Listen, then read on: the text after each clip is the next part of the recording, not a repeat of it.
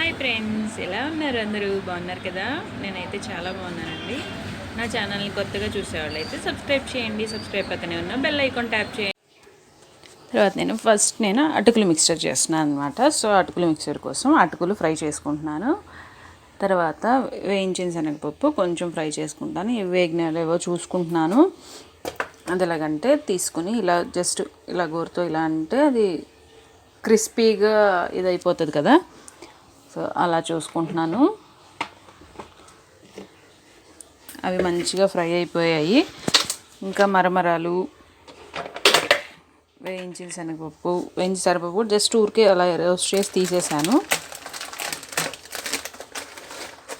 మరమరాలు ఏం వేయించలేదు, మరమరాలు జస్ట్ నార్మల్గానే తీసేసుకున్నాను.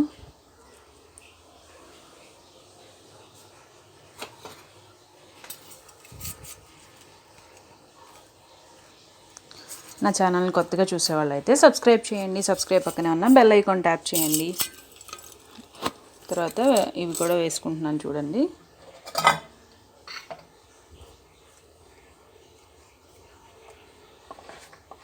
మంచిగా ఫ్రై చేసుకుంటే టేస్ట్ బాగుంటాయి అన్నమాట.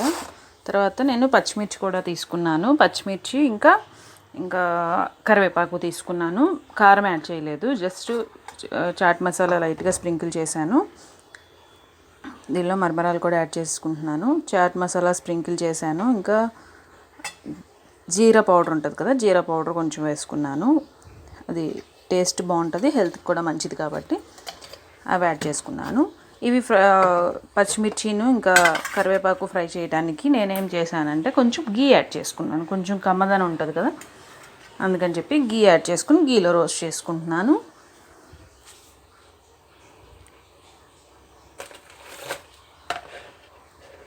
ఇంకా మీరు ఎలా చేస్తారు? ఇలాంటి మిక్స్చర్స్ మీరు కూడా రెగ్యులర్గా చేస్తూనే ఉంటారు పిల్లల కోసం అందరూ. సో మీరు ఎలా చేస్తారనేది నాకు కామెంట్స్లో చెప్పండి. అది కూడా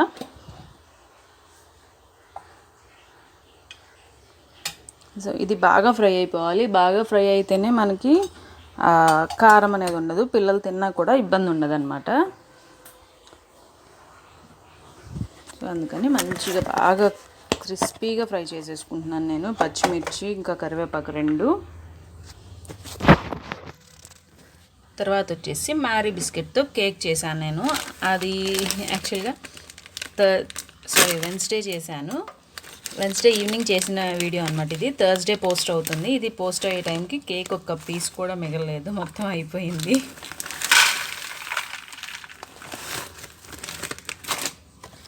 సో ఇవన్నీ కలిపేసుకొని నేను చేత్తో మిక్స్ చేసేసుకుంటున్నాను.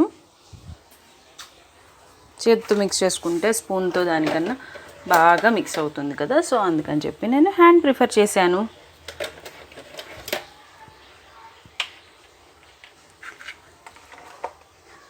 సాల్ట్ టేస్ట్కి తగ్గట్టు యాడ్ చేసుకోండి. ఎవరి టేస్ట్కి తగ్గట్టు వాళ్ళు.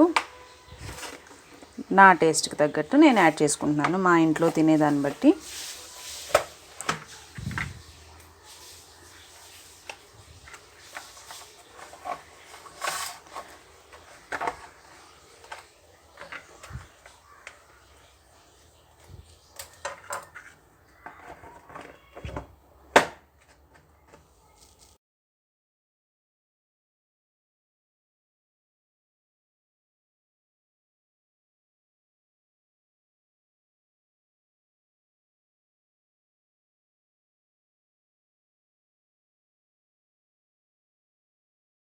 ఎమ్మి మిక్స్చర్ అయితే రెడీ అయిపోయిన తర్వాత కేక్ కోసం నేను 10 రూపీస్ మ్యారీ బ్రేక్ బిస్కెట్ ప్యాకెట్ ఒకటి తీసుకున్నాను. మ్యారీగోల్డ్ సేమ్, జస్ట్ బ్రాండ్ వేర్ అంతే, డ్యూక్స్ వాళ్ళది ఇది.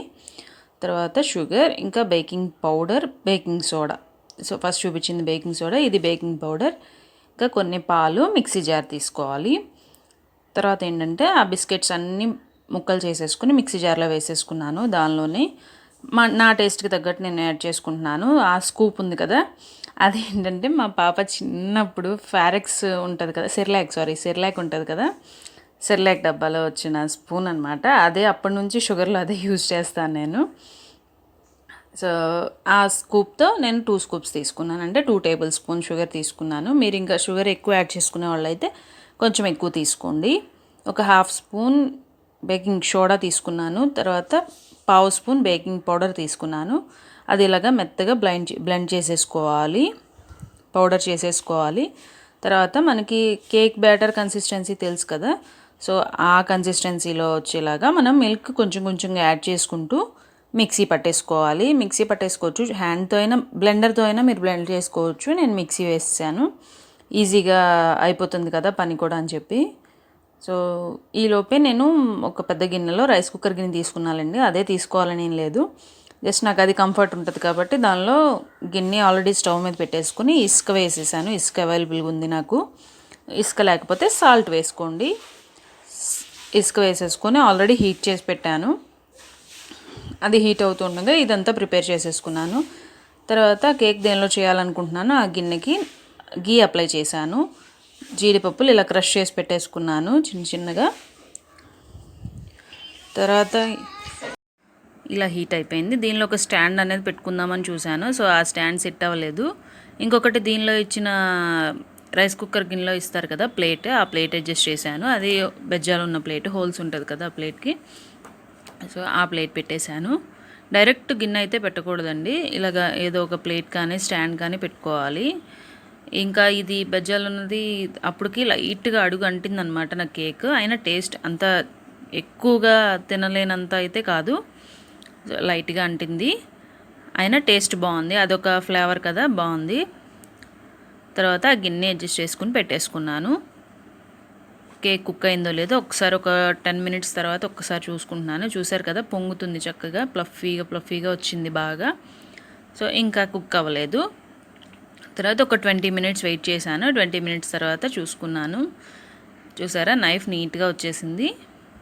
సో అంటే నా కేక్ రెడీ అయిపోయింది.